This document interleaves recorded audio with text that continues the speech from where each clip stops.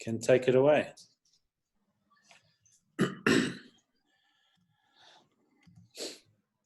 Okay. So we've got some good information to share with you guys today. I think it's going to be a good session. So we'll just give it a minute or two to let everyone jump on. How's everybody doing with their lockdown hairstyles? I haven't been further than about 100 meters from my house in 8 weeks.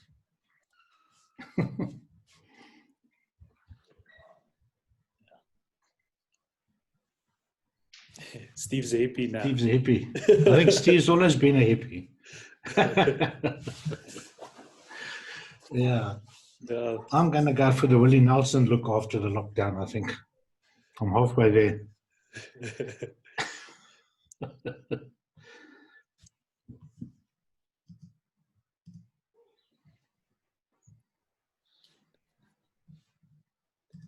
Yeah, I saw a post saying, finally the hippies have won.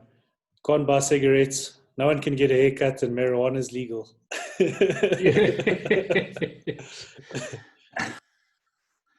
Yeah. That's so true. Okay. So we better get Now my Andrew. wife. We better get Andrew in the house. We made it an hour earlier just for him. Yeah.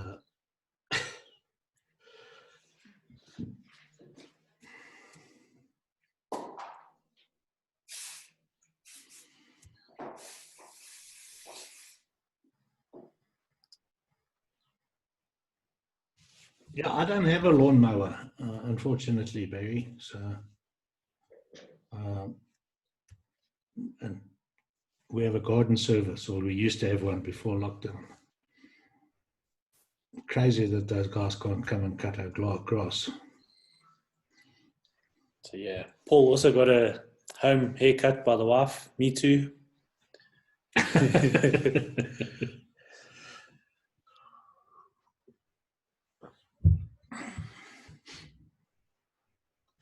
Okay. Well, I think. Did you speak to Rob? Yes, I did. Okay. Excellent. Got it sorted. Okay. I'll send it to you afterwards. Okay, so I think start sharing your screen and you can take it away.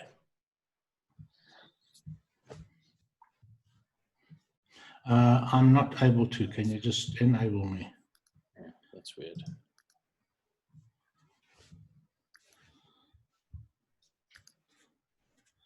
I'm sure most people think it's still at 5 o'clock, you know, or 11 a.m. Eastern time. 11 a.m. Yeah. Boom, boom. Jeez, here we go with all the things. So I'll tell you what I'm going to do is I'm going to close a few programs here. So you can just entertain everybody in the meantime. Okay. Okay, so we're all good. Got the people piling in. So when you're ready, take it away. Okay, yeah, no, it's just, this is like a madhouse here, having to choose all of these different screens.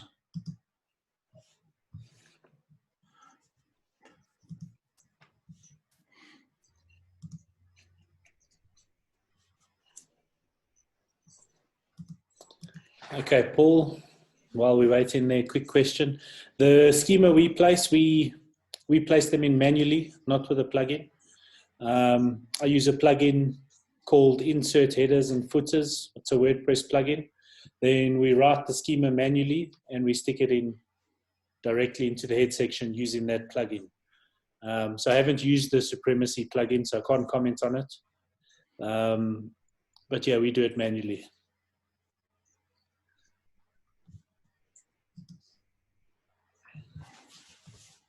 Okay. All right, can you see my screen? Yes, we can see it. All right, so I think it's 5 minutes past. We got more than enough people in to get going, so take it away. Okay. So what we're talking about today is building powerful entities with, it's a high level view of stacking Google entities. We've been dealing with Google entities for many a year now. And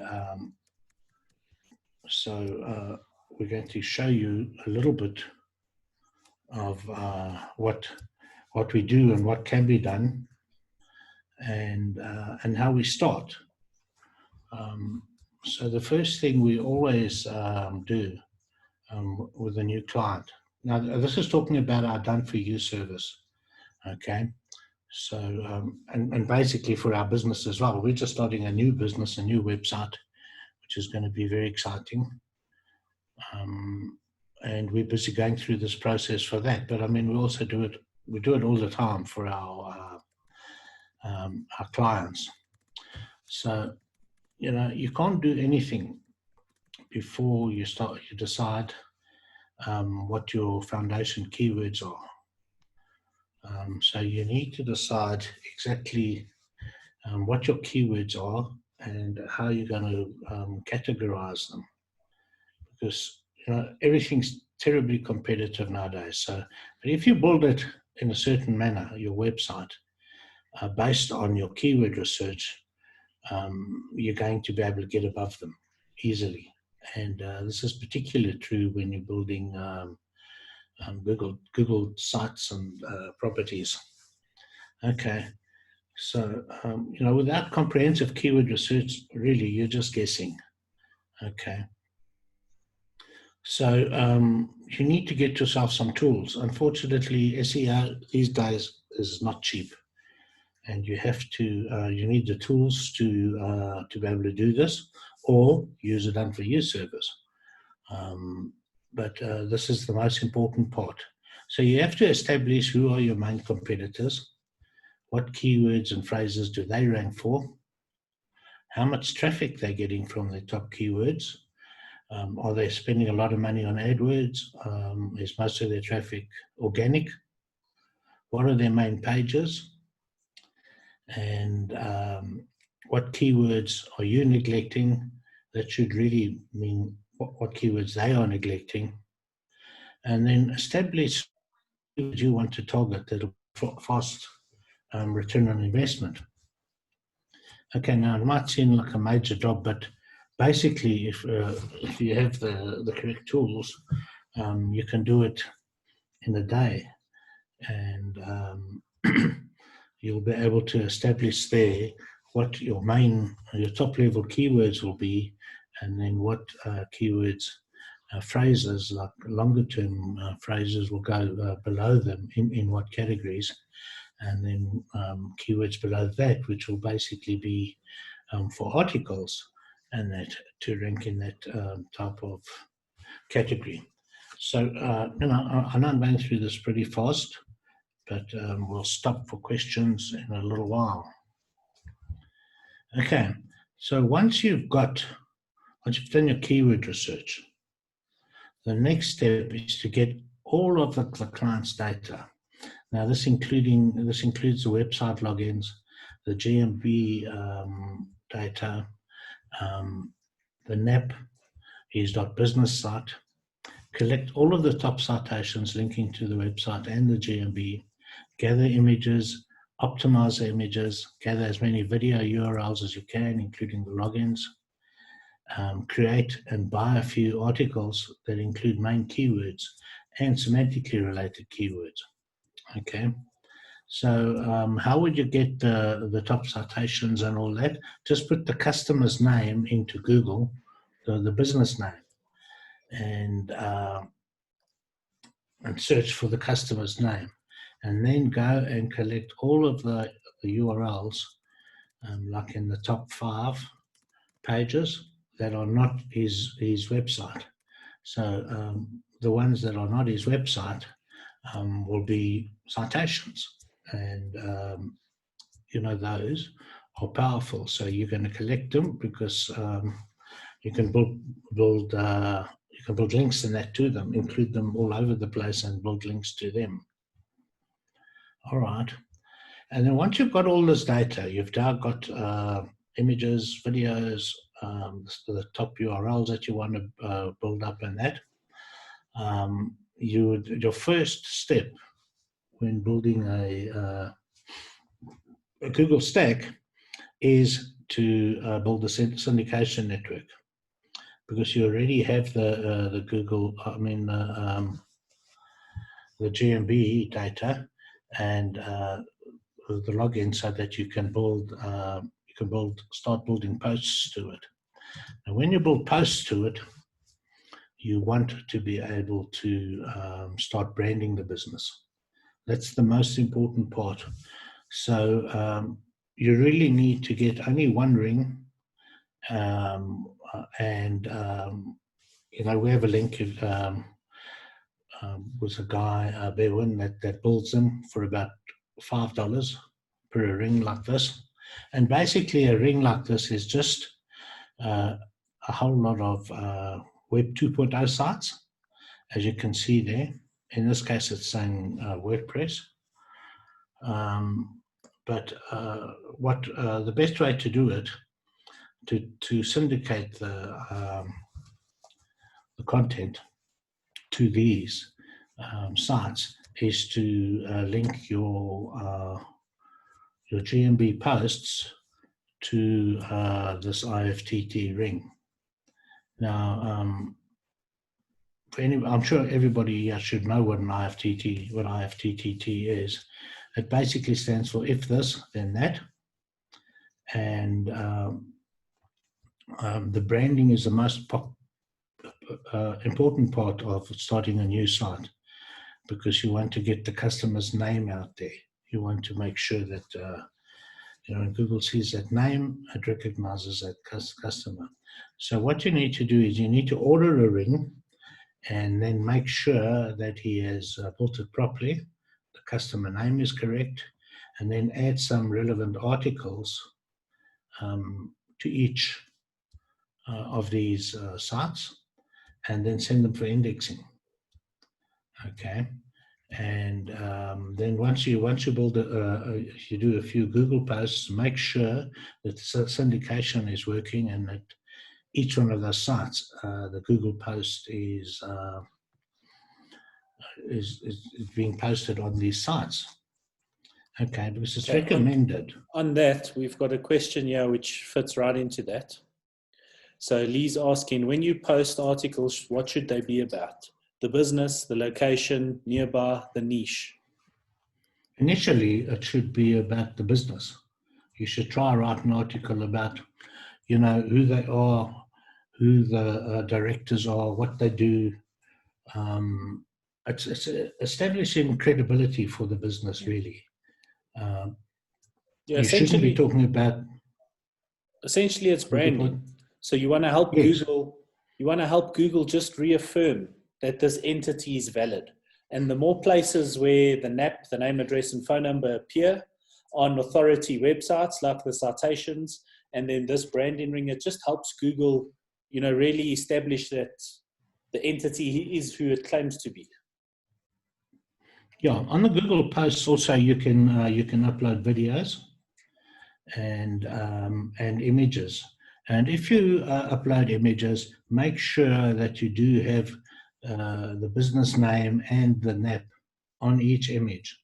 Google can read everything on an image now. So, that'll further show Google that this is a valid entity, because that might be a new website, or that might be one that isn't well established, or just one that isn't ranking, that's indexed but isn't. But now you want to tell it that, well, this is a proper website. This is a serious website. Okay, so those few relevant articles that you post in there are really important, because when you start doing the posts, you're going to carry on for quite some time, your posts will be basically about branding.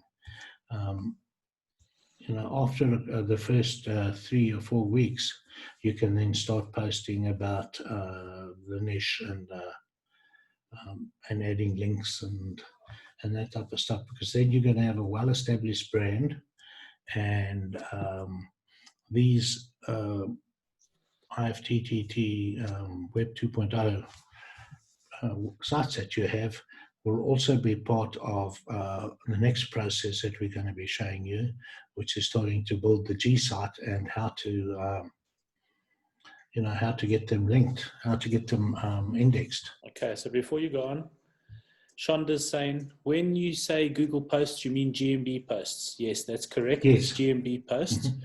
And then she says, I don't think there's an applet available to trigger a GMB post to an IFTT ring. Well, there is.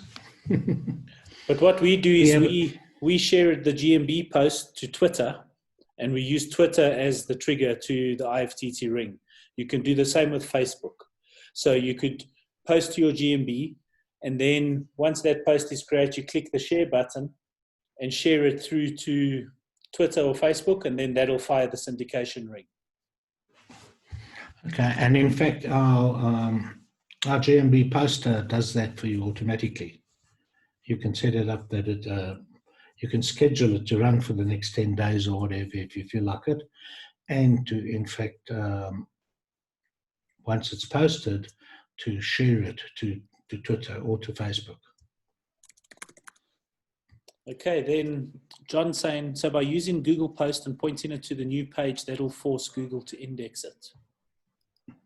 Well, no, I would still also get them, send it to an offline index. But yes, you see the Google posts and the images on those Google posts are, those, they get assigned a machine ID automatically. Those are trusted entities. Okay, so yes, those are very, very important. Because what we do is we upload to the GMBs, and the images that we have on the GMBs, we scrape those images, and when we're building Google Sites, we embed those images onto the Google Sites. So what is happening there is you're embedding a already validated entity onto the Google site. And this helps it to get indexed very quickly. But Google sites, they don't battle to get indexed. They index really quickly. Also, another powerful factor is when you post to the GMB, those posts automatically get pulled through to the .business website, which also then helps with the indexing process. So if you've got a link in your GMB post to, say, a blog post on your website, and that then pulls through to the .business site, that definitely helps the bot then go and find the new post. So it can help with indexing. Okay, then we've got one more. John saying, you had suggested G-Indexer in the past. Can you help with documentation to make that work? It has pure documentation, so your help would be really appreciated. Yeah, they've actually stopped. They just don't work anymore, I find. So I'm currently using Omega Indexer and 1 Hour Indexer. It's a problem. Google has made it more difficult to get things indexed. It might just be a temporary problem, but Omega Indexer I've been having really good success with, and also the 1 Hour Indexer. Once we've collected all our links and all that sort of stuff, and we've created content genius links and connected those links, I do use Money Robot to link to those outer tier links, and those ones are actually getting indexed with Omega Indexer. So the Google Omega Indexer is probably working perfectly. Okay, and then Steve's saying we can put links in a GMB post. Of course. So, yeah. you can put anything in the GMB post. You can't embed stuff in it, but you can put a video in, you can put an image in, put a video and an image in. You can put lots of links. You can link to previous GMB posts.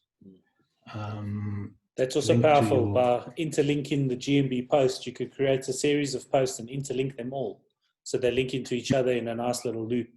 So that, yeah, it's very powerful. Yeah, that's also available in our GMB poster. Okay. Which John, what's it? John, it's Money Robot.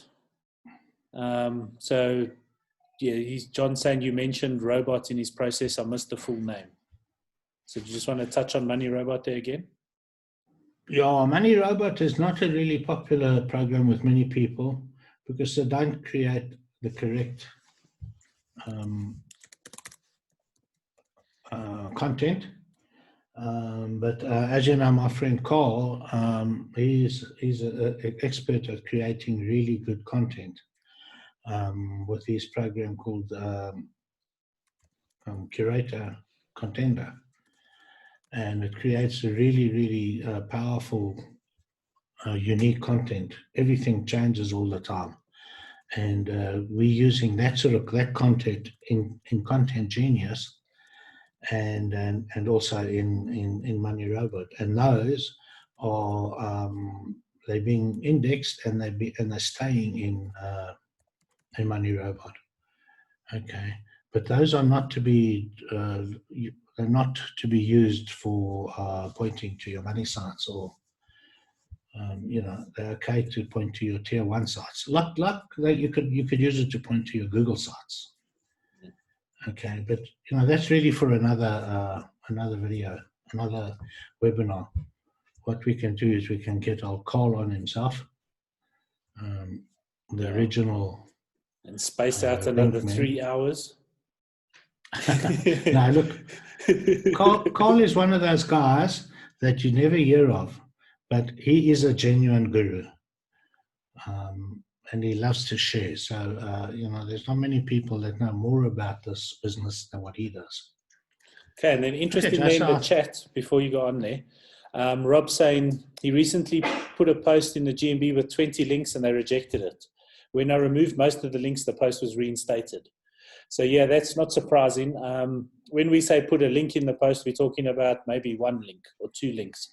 You don't want to use your GMB post to try and spam multiple links, because obviously then they're not going to like that. Yeah, but also what you're doing is you're diluting the power of the link from that post. Yeah. You want 1 link going from there because that's coming from a powerful entity, and you can take that GMB post, just that post itself, and send lots of links to it or powerful links to it. You can embed the GMB post, so that's the way that you get the power going to the links. Okay. All right. So I think if you take, I'm going to stop. Okay. Sharing my screen. Okay, let me just reclaim the host. Okay, cool.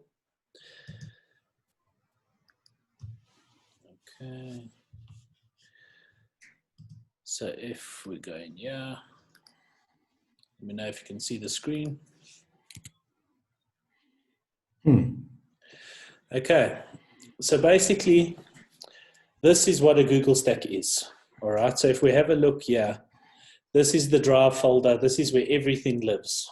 Okay.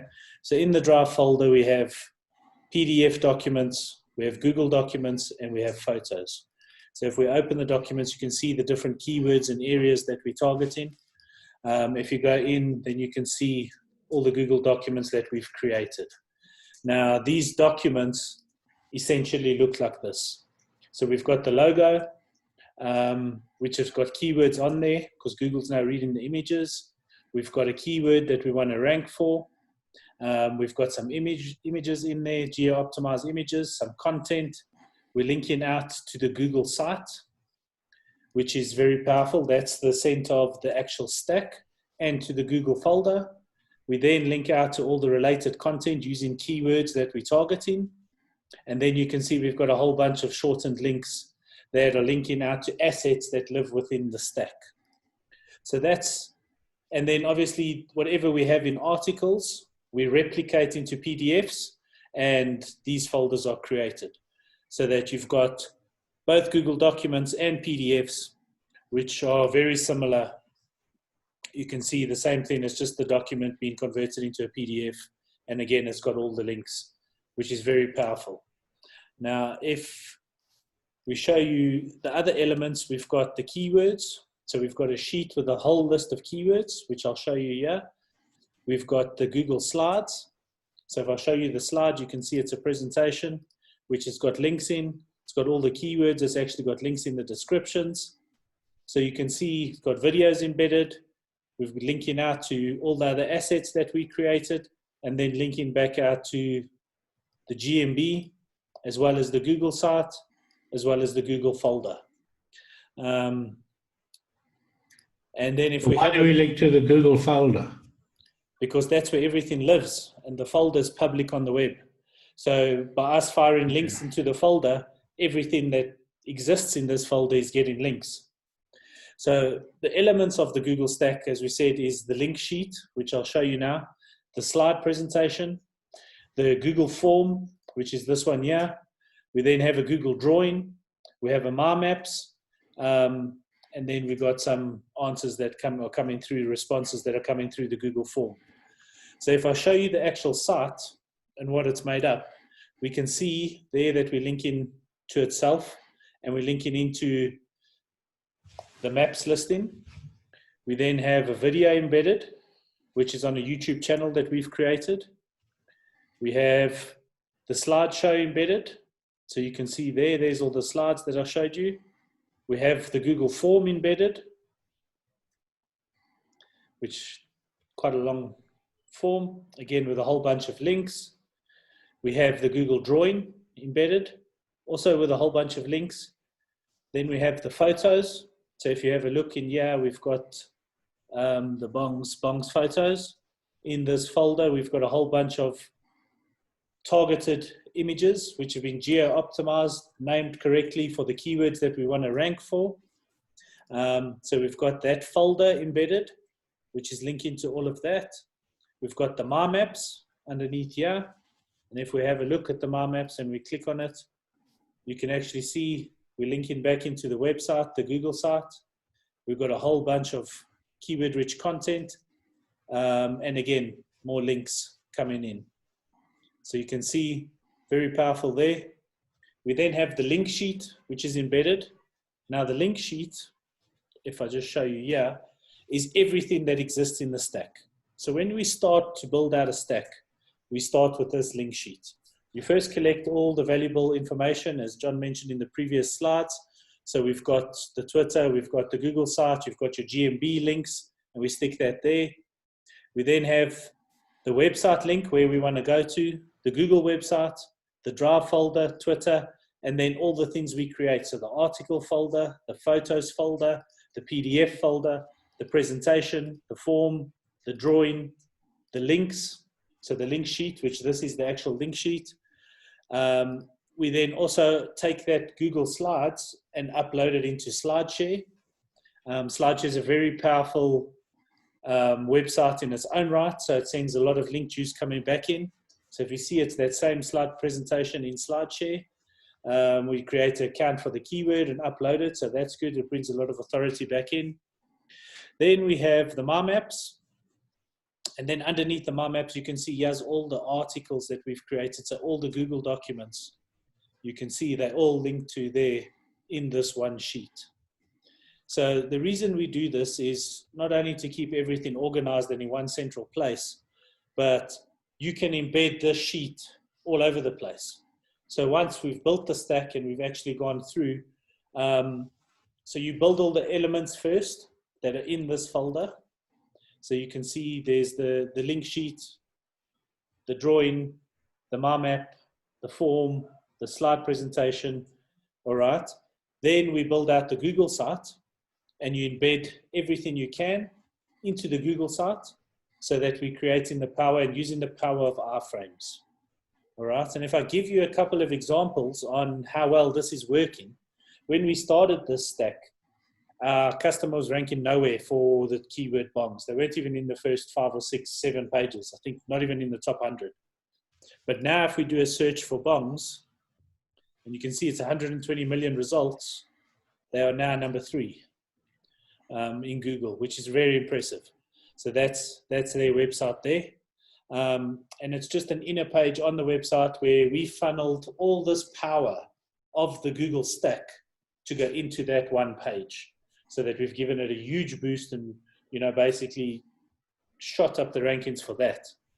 If we have a look at a local term like Bongs Bedford View, we can see it's number 2 and number 3 in the map pack. Those are 2 different locations, very close to each other, but different locations. So separate entities in Google's mind. They both rank in. If we have a look here, there's the Google site that I showed you. You can see Icebong Pro. It's number 1. So it's this website. It's ranking number 1. If we then have a look at here, this is another G site that we've built, which in that strategy document, we touch on the hyperlocal G sites. This is something we can unpack further in one of the next sessions coming up. But just to give you an example, the main area or city is Bedford View. Then the surrounding suburbs around Bedford View is Edenvale, Dower Glen, Dunedin, Elmer Park, Hurleyvale, and Burrendal. So we've created... those are just really close, within like 5 or 6 kilometers or miles. So if you have a look on the map, you've got Bedford View, and then surrounding Bedford View are these areas. So what we've done there is create these G sites, which has got a driving directions from that area back into the business, and it's got the NAP. And that's the things to do. And then on the Bongs page, so what we're doing here is we're telling Google that we are not only relevant for these keywords, but we also serve these areas. So on the Bongs page, we've got links going back into the GMB. We have links going into the site and the Google site. We've got some keywords, and we've embedded the page. And then a driving directions from that area back into where we want to go. So I just wanted to show you that. But that's, number 1 is the Google site that's the center of the stack. Number 2 is a hyperlocal site that we've built. Number 3 is a Google document. So if I open that, you can see it's actually one of the documents that exist within the stack. So you can see it's ranking in its own right, which is great, because if someone comes here, they can find us, click through to the site or to the store. And then number 4 is their actual area page, which we've optimized for them on their main website. So you can see that's a pretty good result out of 282,000 Bongs Bedford View, 2 out of 3 in the map pack, and the first 4 listings, which is really, really cool. Then if we change the areas and go to the other side of Johannesburg, so Bedford View is the east, Bryanston is more towards the north, but quite a distance away from each other. If we search Bongs Bryanston, we can see number 1 is the G site that is the center of the Google stack. Number 1 there. Number 2 as well, you can see we have the knowledge panel, which is excellent. It's always first prize in GMBs. If we can get that knowledge panel, then we're definitely the most relevant for that term, which is great. And the images, this image is part of the image folder in our stack. You can see there, sites, Google site, Icepro Bong. So we own in the image searches as well. And then we've got Vaporite, which is their actual domain. So again, we've got number 4, or number 3, number 2, number 1. We own in the image searches, and we've got the knowledge panel. So you can see just how powerful this can be when you set up the stack correctly, and you've done the branding, you've done your keyword research so that we funnel in traffic for the right keywords, and then kind of take it from there. So we just wanted to give you a real life example of what a stack is, what consists within the stack, the properties that you need to create, and how we can use it. So not only do we embed these assets only on the Google site, but when we start building out our hyperlocal sites, the tier 2, tier 3, when we start doing Content Genius posts in Blogger, Weebly, Tumblr, we embed all these assets that exist in this stack, whether it be the Google Docs, the link sheet, the Google drawing, we mix it up. We embed them all. We link them back into each other. And because we embed them using iFrames, they send in do follow links back to each other, which is just working like gangbusters. So I think let me move back to, so I think that covers the stack. If there's any questions in the stack. Yeah, it's like a very fast view of the stacks.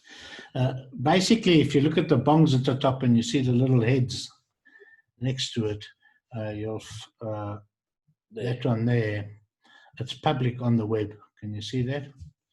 Okay, so the first main folder that you create has got to be like that, public on the web. And then you create all your additional properties inside that folder, and they'll inherit that property from it. Because it's got to be public on the web so that they can be indexed and be found. That's really, really important. Okay. Then we have a as question. You can see, this is a big job. But you know, it's very well worth it, because after 3 or 4 months, you basically own this niche, which is what you want to do. You know, it might take 5 months or 6 months, but this is what we are doing, and it's working the same in any country. We've got stuff in the UK, we've got some stuff in the US. So yeah, One in Canada. This is the best. This method works, and we know that the Google sites work with GMBs. We've proven that for years and years. But this is taking Google sites and using all the properties in that up to a much higher level. Okay. And basically every layer of the process is just reaffirming with Google that this entity is who they say they are. Because we're using Google to rank within Google, you know, these are all trusted Google entities. So when the links are coming from these entities, it's just helping them say, cool, this company is who they are, you know, and they should be number one. So Lulu's asking, please, can you tell us how to do the interlinking and the embedding? Okay. Well, that goes to the embedding is on a classic site. You need to use what they call an embed gadget. Have you got the logins there, Jay? No. Are you logged in? Not logged into this. I'm not logged into this. Okay, but on a new site, the sites that the GMB normally works, GMB Genius, you just use go to a page and you use the embed. There's a link that says insert, and then you click on embed, and then you just put in the embed URL. I guess I could probably show you, but the interlinking, if you see on each one of these properties, like for instance on that drawing that Jay has there, okay, look at the links there. They are linking to the links that we collect as we build the website. So even that original folder that Jay was showing you, that we share live on the internet, that's got that links, we link to it there, because when you build, you can include that in your linking strategy, because the more links you send to that, the more power that folder has. Okay, and so that's the whole idea. They're playing basketball outside. I can't hear it. Okay, cool. There you go. Okay.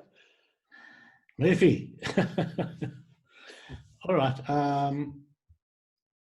You know, the intention here is not to teach you how to build a a website.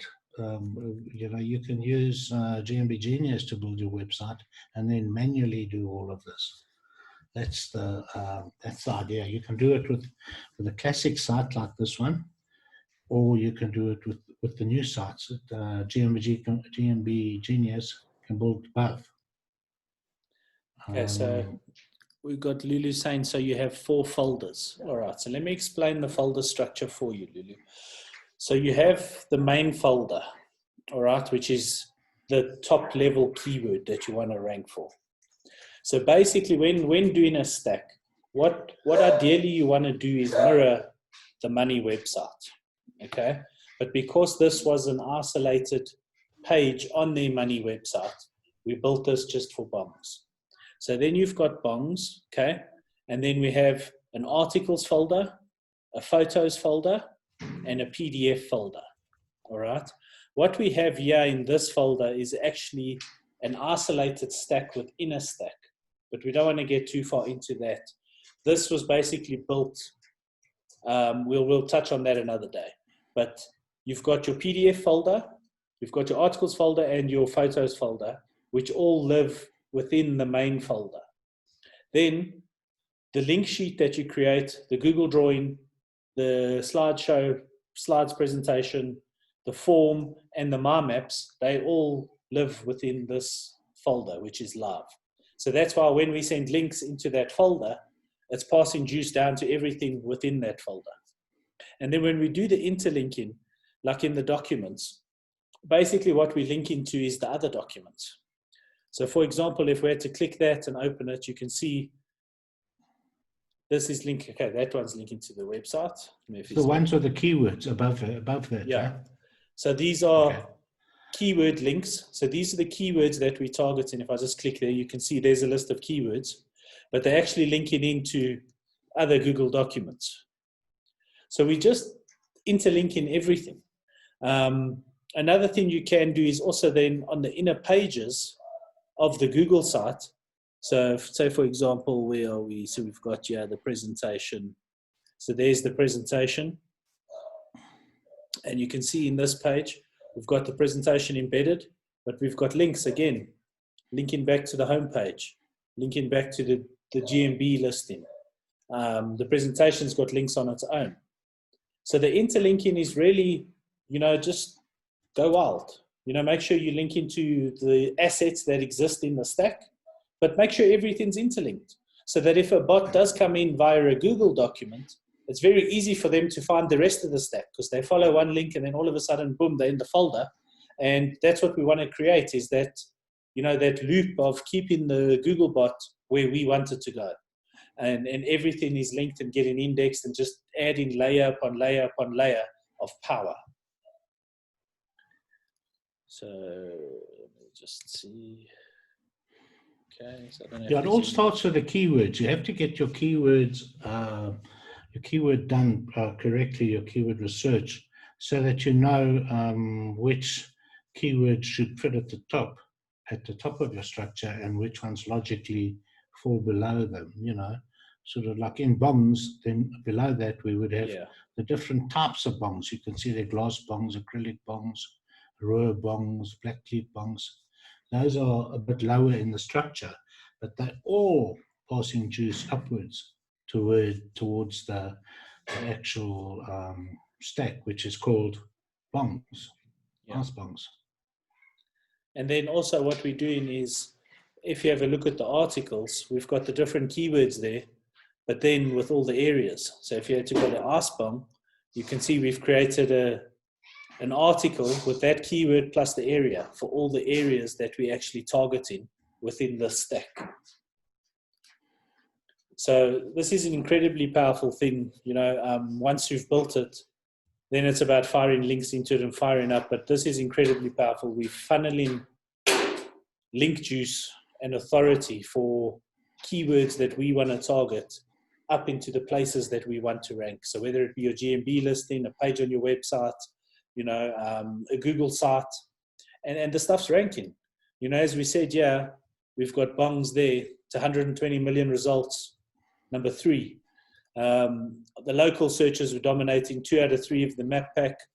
one Google site there, another Google site there, a Google document, and then their website. So, once you get to this stage, everything starts becoming very powerful.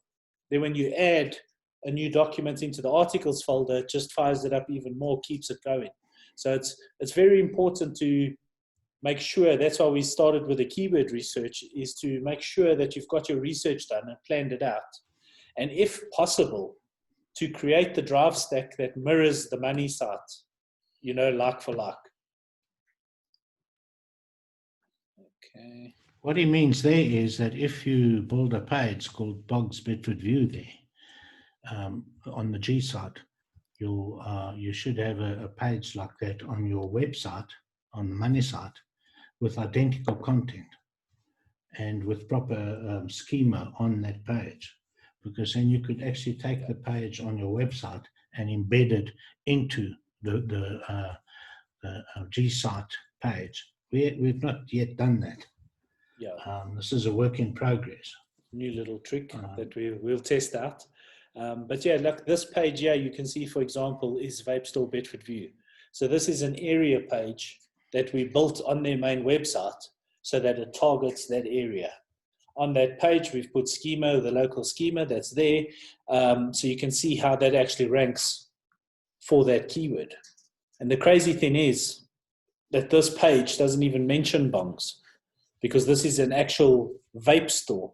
Their main product range and website is targeted around the vaping market, which is vape juice, vaporizer machines, vape mods, that type of stuff.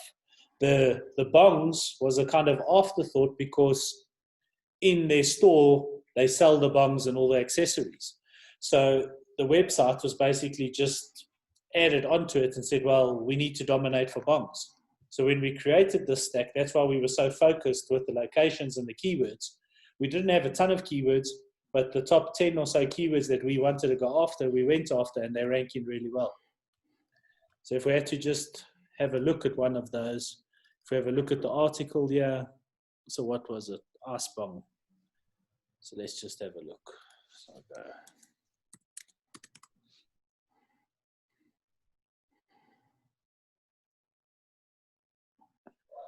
So there's their website, another page of their website. If we had to put in, it's bong, eh?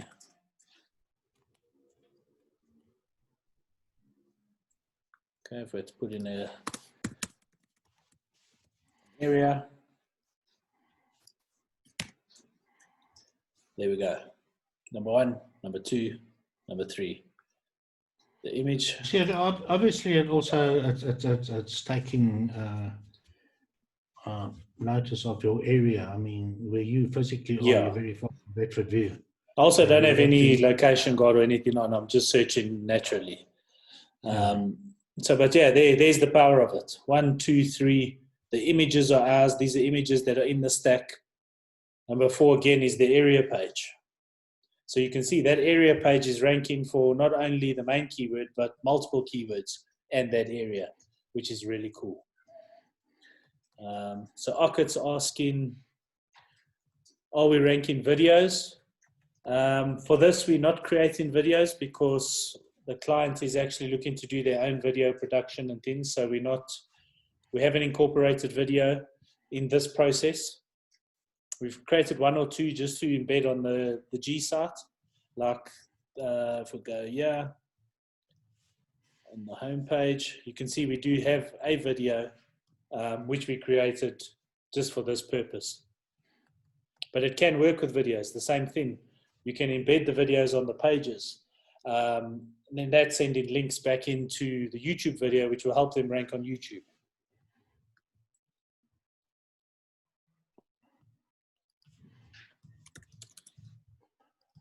Okay, we'll talk a bit more now on...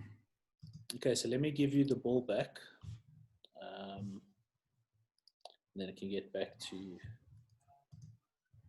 make you the host again. There you go. You should be able to share now.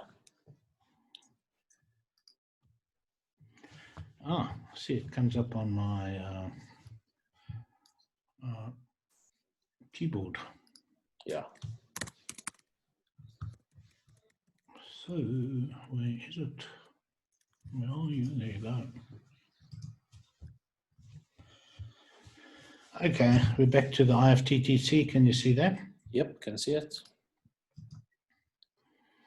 Okay, so basically what Jay's been talking about here is this, you can see in the subheading here is what's a Google stack. So essentially it's a Google site, and that links to the folder, which is shared live on the internet, a link sheet and a keyword sheet. The keyword sheet, what we do once we've established what keywords we want, is we get about 300 or 400 keywords, which are semantically related to the top one. And we put those into every property. You know, in all over the place, we put them anywhere where you can put links or put any information. We put that couple of hundred semantically related keywords, so we're relating it to that. That sort of explains why Jay there searched for something to do with the bongs, but the Vaporite site came up, the page came up, which is, you know, so Google has linked that. But let's Before talk you about go on, iFrame. Paul's saying, are all these articles unique? No. Okay, so this is something we've learned from the guys at Semantic Mastery. We can take content, stick it on here. Because it's Google, duplicate content does not apply. Okay. They talk about a thing called POFU. So when you get to this stage with your stack and all that, it's actually called place of fuck you. Okay. Yeah. Sorry, excuse the language, but that's what it is. Yeah. Okay. So you know, Google, there's no such thing as duplicate content. Okay. Google doesn't see duplicate content on their own properties. Okay. They might penalize you on other stuff and on normal websites, top level domain type websites.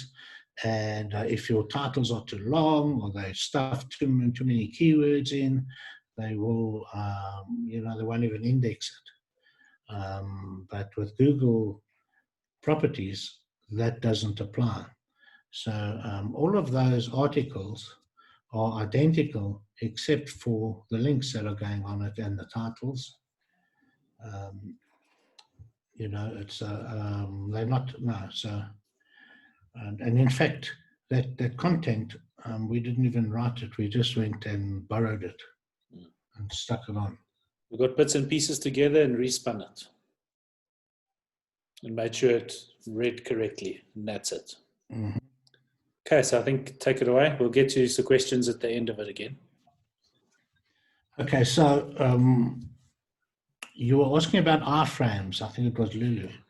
So iFrames is actually the secret weapon, and Google have used them since they started.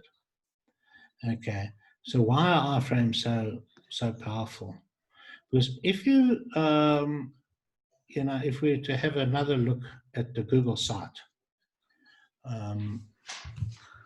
let me see if I can open it and find it without making too much of a hassle here.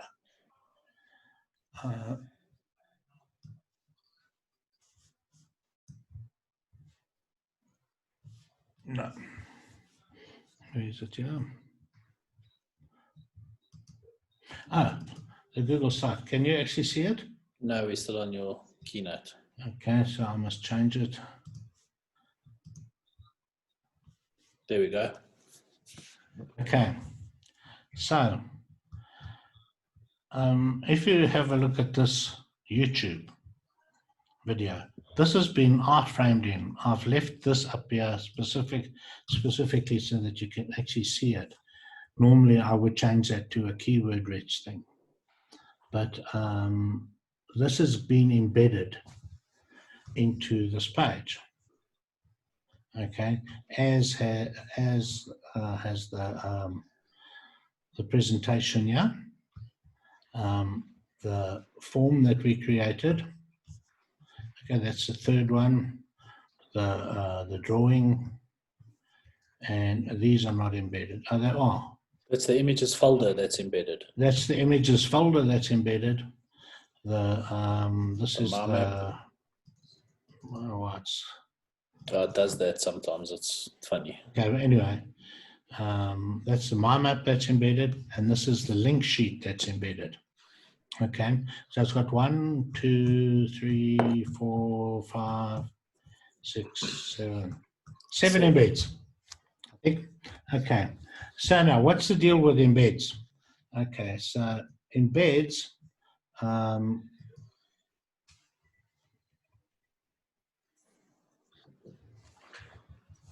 Where are we now? Where are you?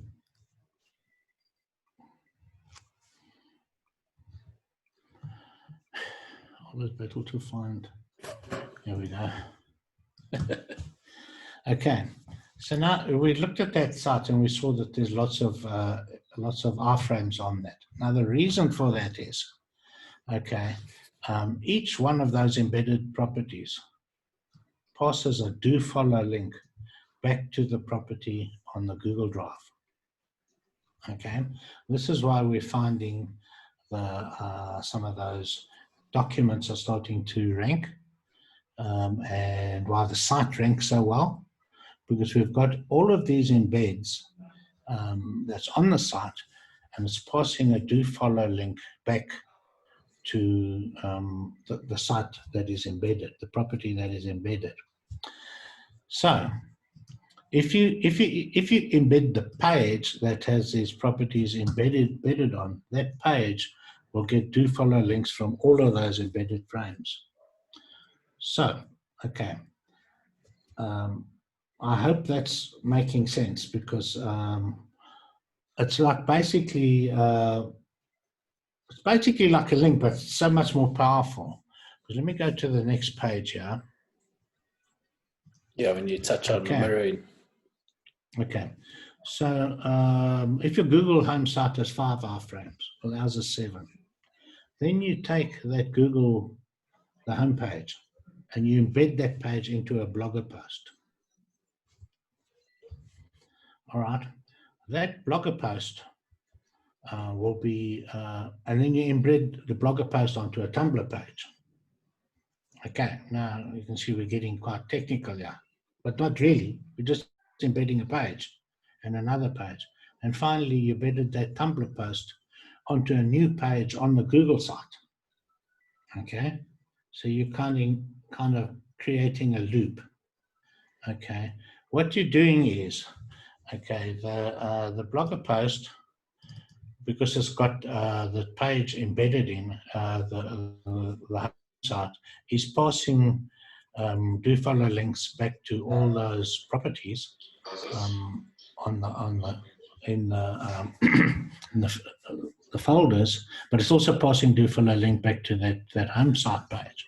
Okay, and then when you iFrame that blogger post and embed it on the Tumblr page, but all of the properties on the Tumblr page is passing the do follow links back to this Google post, which is passing do follow links back to the Google site. Okay, you're beginning to see how this is sort of growing exponentially.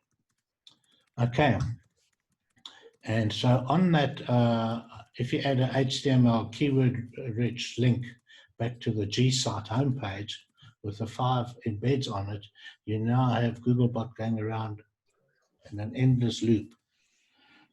It's you know, and it just they're so powerful. It's you can't believe it. Well, I think we've shown you. It's just like it's crazy powerful. You can liken it to you know, when you go to, when you're sitting in the chair in the barber or the hairdresser, and you're looking at the mirror in front of you, and there's got a mirror behind you, and you can see yourself in the mirror, and then it goes smaller and smaller and smaller. You just see yourself endlessly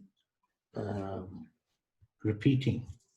This is what the Google bot does, and it's nothing better than that. Particularly if one of the iFrames that you have is getting updated all the time, because then it comes back and it does this loop the loop all the time. Okay, so if you have a thing like like your GMB post, which is embedded on there, and you put a new GMB post on every day, that's what's going to happen. It's going to set that off. Or you've got a calendar, and you've got a calendar set to have all of these different Events. events happening every day. Yeah. Okay. So this is the power of it. It takes some work. Okay. But there is nothing more powerful than that. Because, at the moment. Well, yes, but it's not going to change because these are Google properties. Yeah. And these Google properties are used by millions and millions of schools, school children, students, teachers, that are, Jay's children are getting schooled with Google now because they can't go to school, so it's homeschooling. Yeah, some of the scripts we use to create the articles in the folders are actually created by teachers. Yes. And the way to look at the duplicate side of it is if you consider a school teacher, they've got, say, 30 kids in their class. They need to upload a document which goes to each of those 30 children. But that document is exactly the same. So Google's not going to punish them because that document is the same in 30 different folders. So that's kind of, just a nice way to get your mind around how, within Google, the rules are different. Yeah. So this might take some time to get your mind around it, but this is why we created Content Genius, because we wanted to be able to post Blogger, Tumblr, WordPress, Weebly, all of those things, and embed all of these properties from our Google Stacks into posts, and then get those posts indexed, and then build links to those posts. Okay, because even if you go 4 or 5 tiers deep, when you build links to it, Google sees it.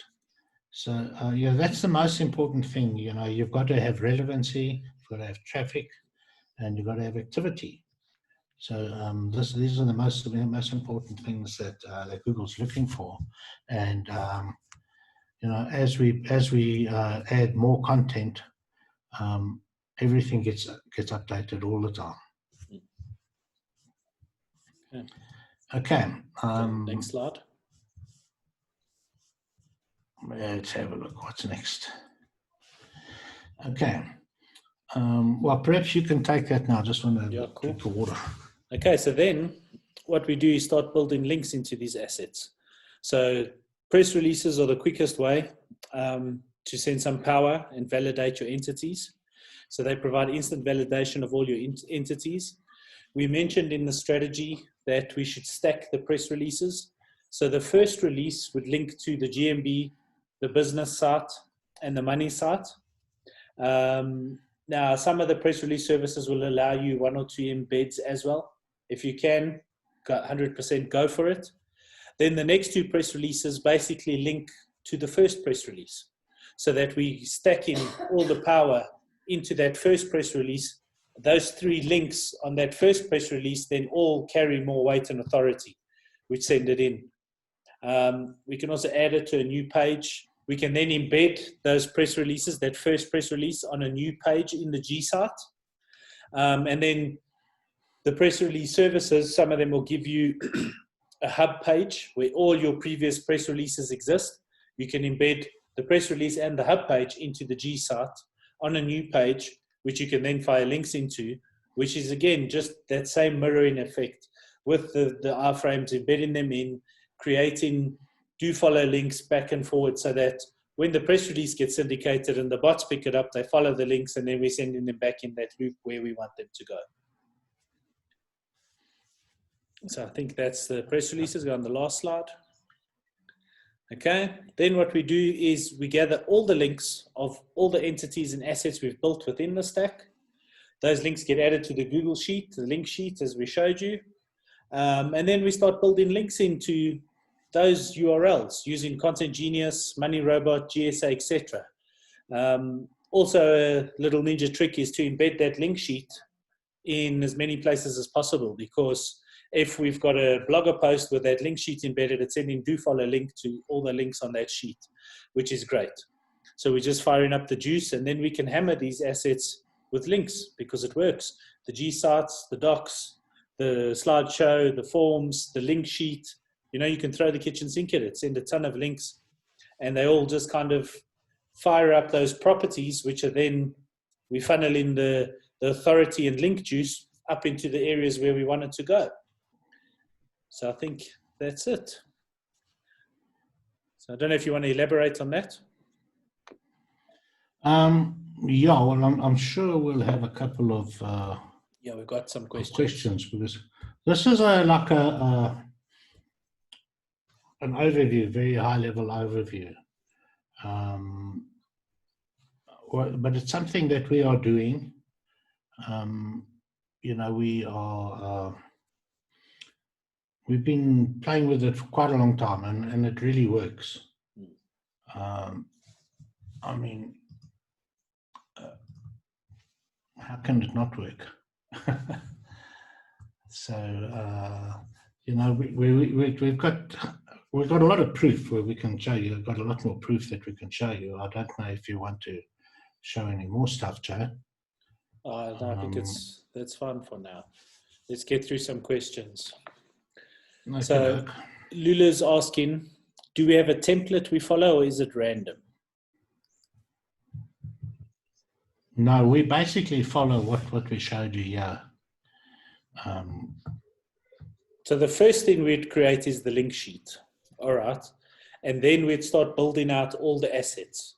Now, there's no real order of importance, but build them all out, you know, one by one. And as you're building out the assets, add the link into the link sheet. And then once you've got all the assets created, then we build the Google site. Or you build the Google site first, so we've got the URL. Then we build the assets, but then we populate the Google site, so we can embed all the assets onto that. Okay. This is where we'd normally start, is with this IFTTT ring, and brand the money site and the GMB, just the company name. Thereafter, we'd start the Google site, and then start building the assets within the site. All the documents, the presentation. You know, we haven't even got everything in there. You know, we haven't got the calendar. There's quite a few Google properties that we haven't put in there. But you know, if you go to Google, you know, where you log in and you look at all the properties that you have, you can share every single one of them. So you can put things on them, put images on them, proper optimized images, and then and because you're working inside a shared folder, that will inherit the shared folder, and it'll automatically be on the it'll automatically be shared live on the internet. And then you grab that URL, the share URL, and you add it to your link sheet, and you just build and build and build and build till eventually you get to this stage here. So what we've done now is we've got a whole lot of VAs that are actually trained to do it. So, and they're not even doing all of it. We got them all in different, you know, they don't even know each other in all different parts of the world. Some are doing different things, you know, and we haven't shown you everything that we've done, yeah. But basically, what we've done, yeah, if you build links and all that, that's all you need. Okay, so Steve's saying, can we show the stack on the Google sheet again? So just click on the link sheet. I think is the next slide, slide 5. The link sheet there.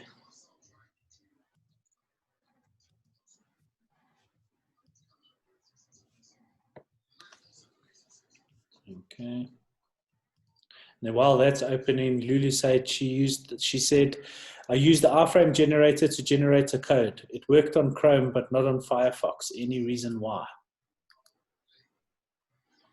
Okay, yeah, this is probably, you know, where it's got that iFrame breaker. I find that sometimes too, but it probably has to do with your original property not being shared properly live on the internet. Okay. That is because any one of these, if you click on it, let's just go here to where articles. Let's just open this. Do you actually see that? Yes. Okay. I'm not so familiar with it. But if this link here, you see it's public on the web. Yeah. Okay, if your link is not saying public on the web, it's going to give you problems on the other side and it's not going to embed properly. So all of these will be the same. Because they all inherit the settings from the parent folder.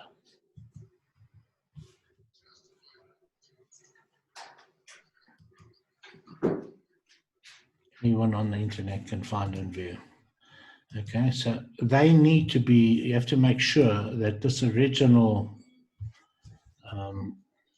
folder is a shared folder. And the only way we can do that, I think Jay can probably show you there, is that you have to have a G Suite, a properly set up G Suite account. And that'll allow you to create shared folders, because Google recently changed this. And that has to do with schooling again, because what was happening, the teachers were sharing it all over the place, and it had children's marks on it, and the rest of the school could see what this one was doing, and it was a total thing. So they stopped the sharing thing. Not stopped it, but they tightened it up a bit so that you have to start from within a G Suite account. Yeah, basically the explanation we gathered from the experts and what we were also, doing our research is that the reason behind it is due to this global pandemic, there was millions of people now working from home who don't really understand how Google Drive works. So there were a whole bunch of legal corporate documents being shared public on the web where they shouldn't be.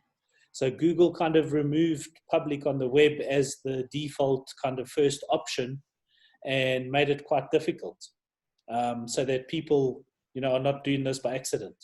But what we have discovered is that if you've got a G Suite account and you actually pay in Google, then they allow you to do a few more things. So if you've got a G Suite account, create a folder in that account, share that public to the web, then you can build a stack within that folder.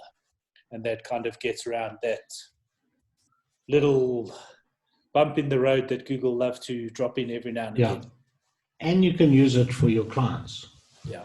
Because you just create a new Gmail and then you share that with the new Gmail, and then you can create folders there and they'll be public. Okay, then Lee's asking, is it safe to use more than one stack for a brand? It's not necessary. I'll tell you why. You're just spreading your juice around, because like this site is basically targeting bongs, and the client said, but a lot of people just search for bong. So what we did was we built a site within a site, a stack within a stack. Didn't really want to go into that now, but if you look here, we built a new page on the site, so it's inheriting all that property, and these are the different bongs that they create, that they sell. Okay, and so if you have a look at that, all right, this is a kick hole bong. So what have we got there? We've got the client's page that deals with it embedded on that page. And so one link above that embed, going back to the bong page, which is a stack within a stack. Okay. And that's all we've got on there. And because, you know, if we had to look for klutz, kickhole, oh, that's such a funny word. But let's say, okay, Vaporite, there you go, it's number 1. Number 2. So you can see the power of it, because that page, where is it? This page here, because this is embedded on this G site. All of these here are getting do follow links back from all of these, and all of these each have a different page. They have their own page, and now this is embedded on this site. So this is passing do follow link back to this zombie chaser machine, and funneling all the relevance and authority back up into the Bong page. And look at this, it's a machine. So, you know, I suppose,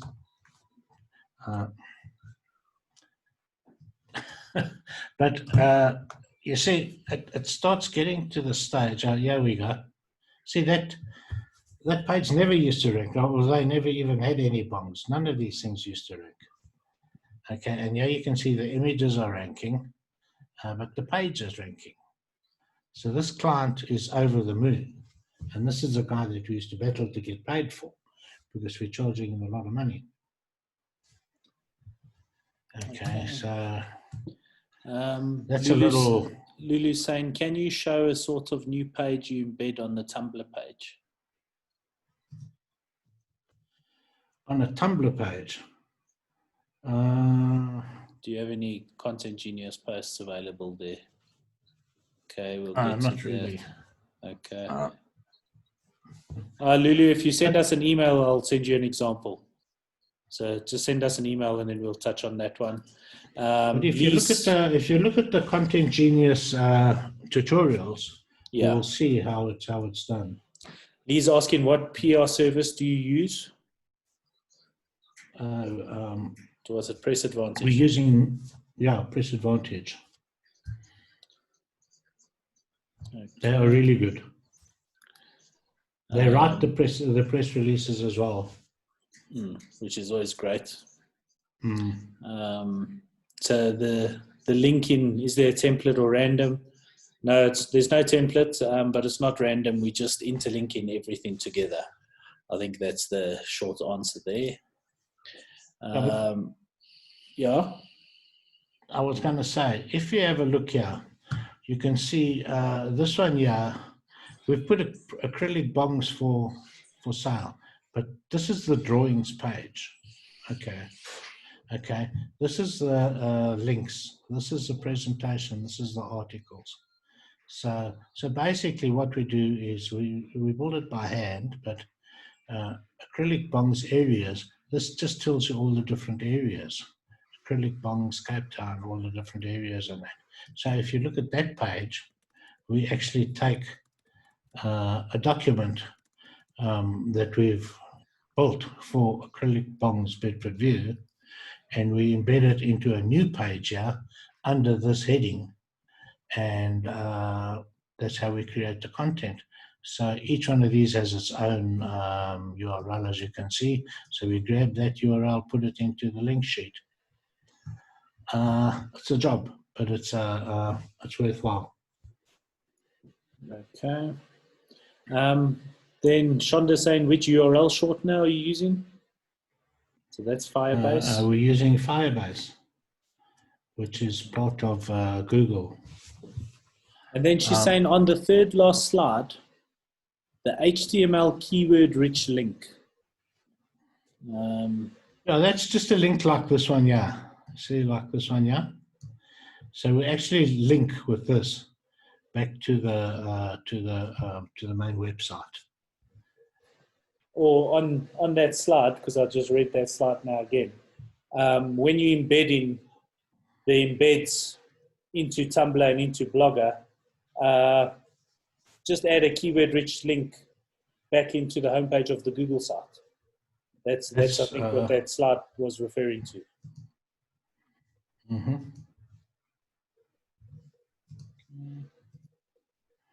This is the slide you're talking about. This one, yeah. Yes. Okay, so what you would do is you this over here you would put a link in there, okay, which goes to the home site. So it's just a normal a URL link, you know, add link.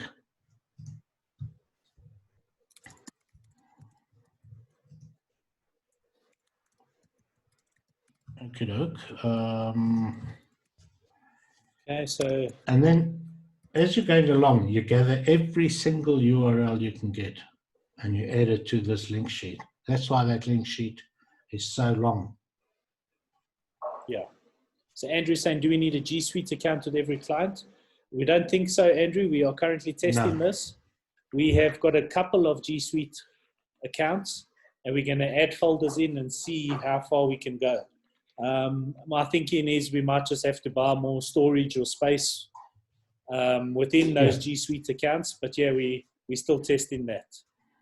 But that's also a good thing. Google loves you to spend money with them. Yeah. So if you spend some money with them, like buying some extra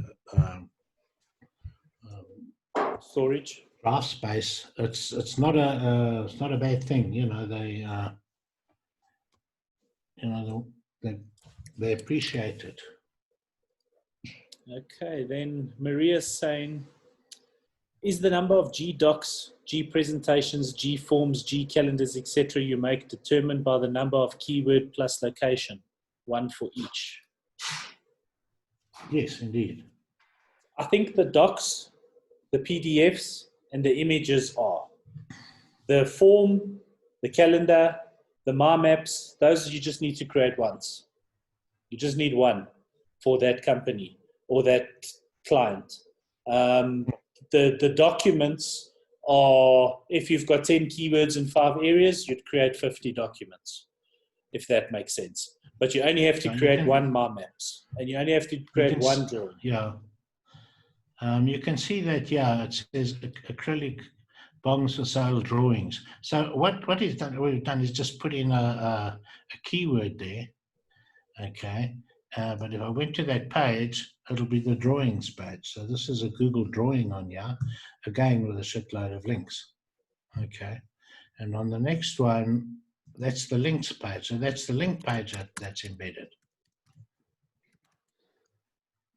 Okay, and the next one's presentation and articles. Okay, so when you get to articles, then that's where you start getting the all of the you know, like this articles here. So what we've got, this will link to the articles folder, and we've also got, yeah, you can see all the different things that we've got here. Okay, website, Google website, articles folder, photos, PDF, presentations, forms. So now we're linking to everything. These are links to the folders in the Google Doc. And so this article, so what we do is we embed every single article on it. Okay, and you can see we actually ended up making 14 pages like that. So we've not only embedded them there, but we've also embedded them individually. So now we've got Blaze Bongs Bedford View, Blaze Bongs Benoni. So yeah, we're doing the keyword plus the area, keyword plus the area. So you're repeating it. So and using the same article all the time. The only thing that changes is the actual title. The title and the links. It's not a very big iFrame, yeah, but the content is exactly the same. Okay, except the title and the headings in the article. So if you went and looked at another one, let's look at Burnham.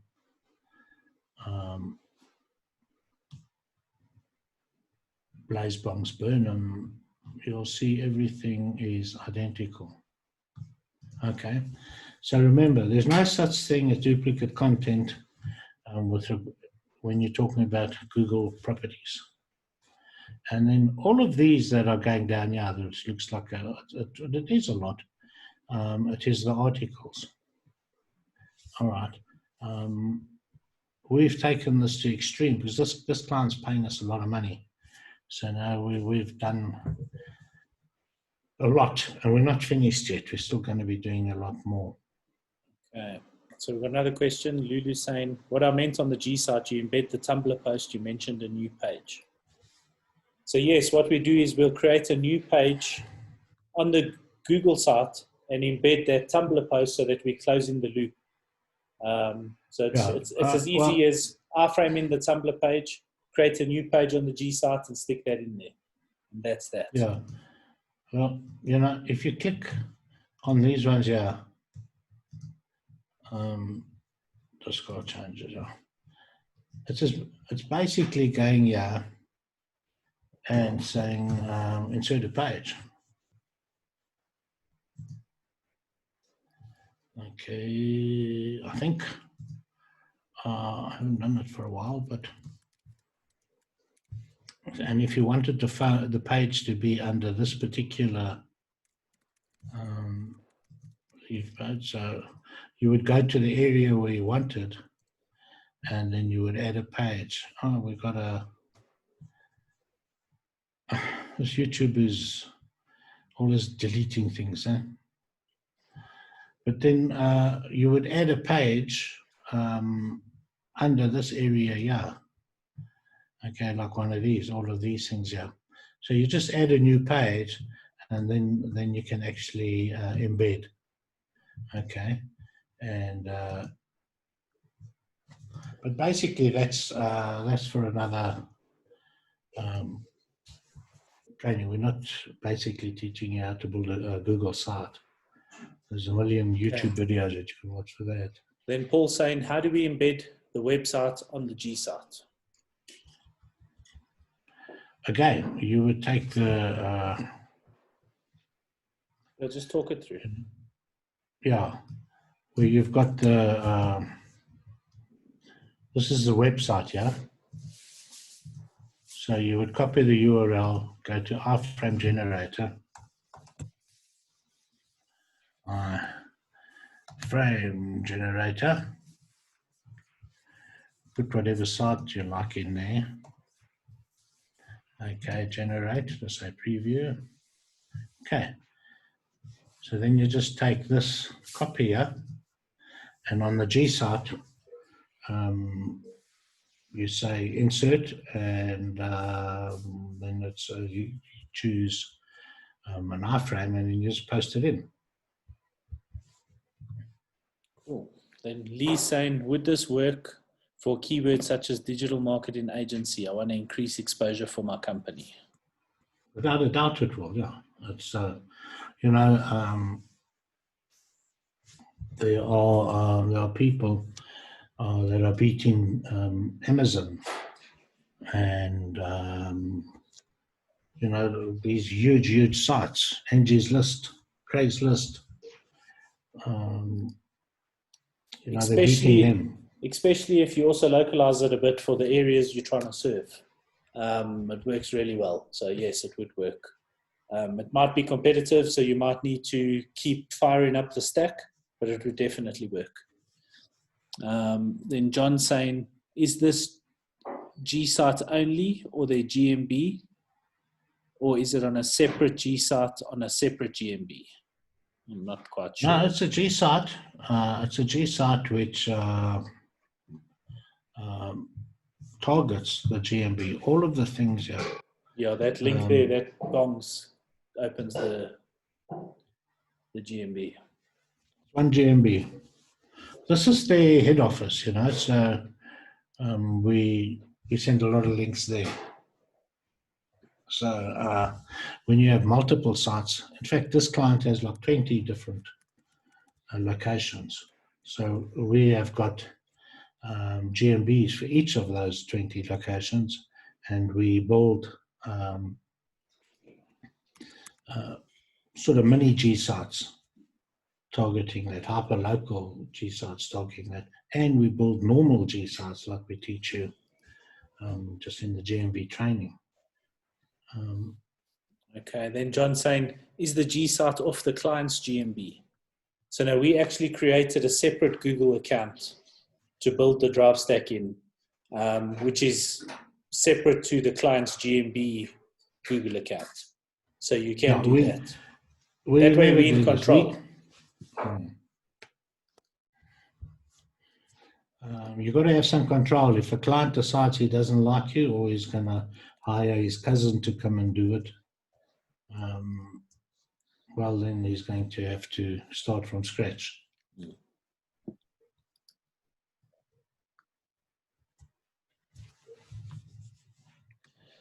Okay, so I think that's it. So one last one. John says, does that separate GMB verified in maps too? I'll just say that again. Does that separate GMB verified in maps too?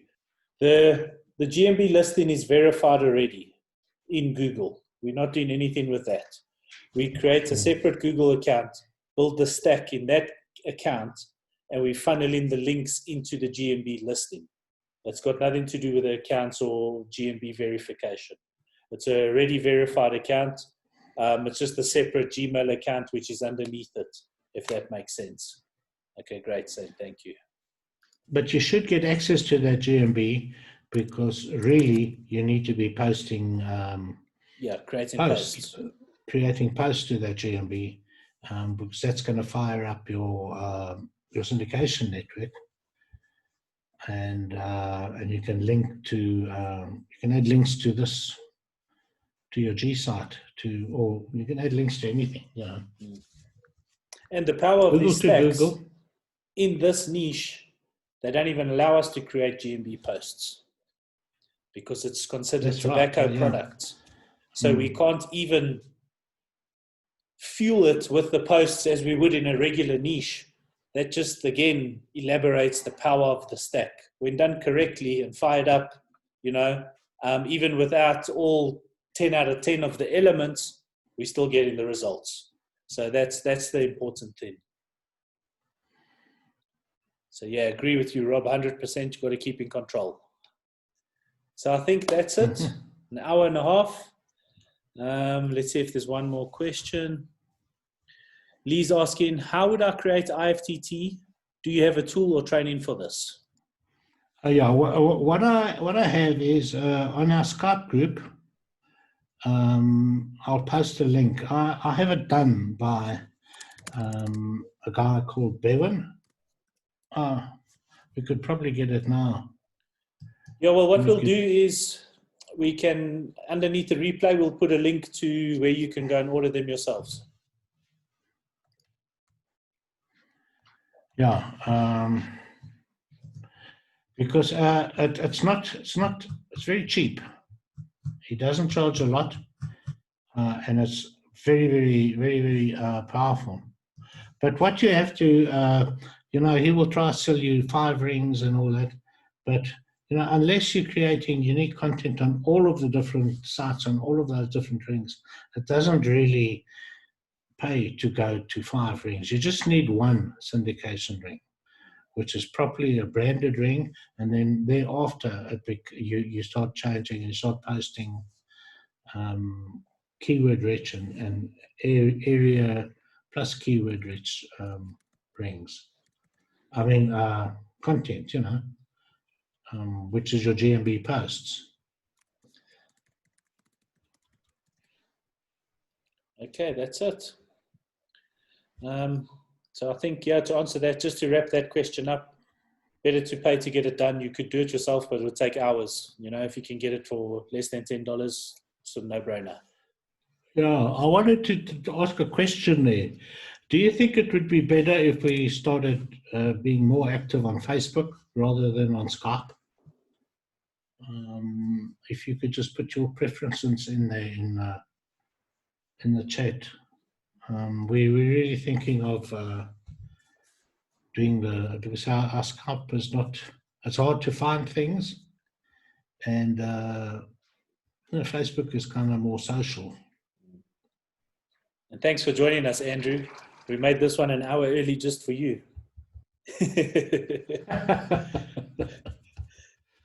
Yeah. All right, guys. So what we've decided is, because like it's got quite a lot of, it takes quite a lot of preparation. We're only going to do it once a week, because then we can give you, we'll have prepared properly, and you'll get better quality stuff.